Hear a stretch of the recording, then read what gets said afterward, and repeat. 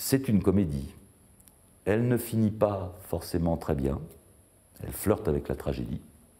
C'est aussi un fait divers, le réalisateur du film l'explique en disant que c'est une histoire qui est arrivée et qu'il raconte parce que son père lui l'a raconté. Ça commence, il était une fois, ça commence, dans la Roumanie contemporaine. Voilà.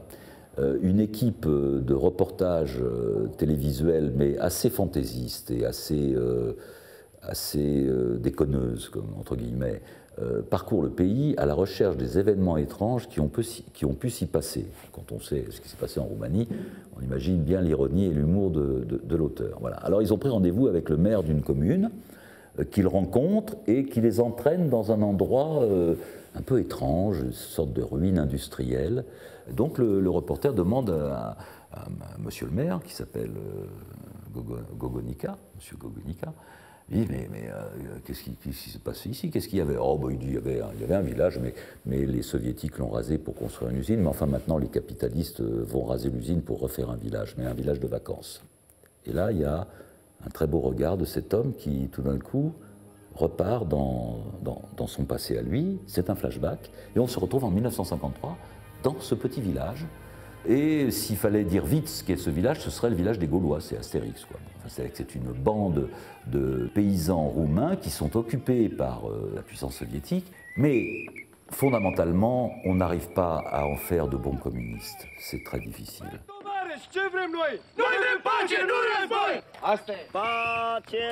Alors ils ont un problème dans ce village qui n'arrive pas à régler, c'est qu'il y a deux jeunes gens qui sont magnifiques, qui sont deux beaux jeunes gens, plein de vigueur, plein de charme, voilà, qui n'arrêtent pas d'aller faire l'amour dans tous les coins, dans les champs de blé, dans les granges, etc., alors qu'ils ne sont pas mariés. Et ça, c'est très difficile à supporter, notamment pour les deux pères de famille, dont l'honneur est bafoué.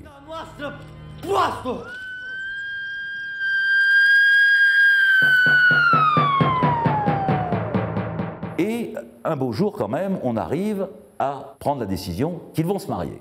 La noce va commencer, et au moment où elle va commencer, apparaît, au bout du chemin qui mène au village, apparaît un gradé soviétique. Alors le type, en russe, commence un discours, voilà, à partir de maintenant, interdiction de rire, interdiction de chanter, interdiction de jouer au football, interdiction de se marier, interdiction de... Oh, qu'est-ce que c'est que ça? Bon, mais pourquoi? Eh bien parce que Staline vient de mourir, et donc il y a une semaine de deuil national. Alors ils font un conciliabule entre eux, et ils décident qu'ils feront quand même leurs noces.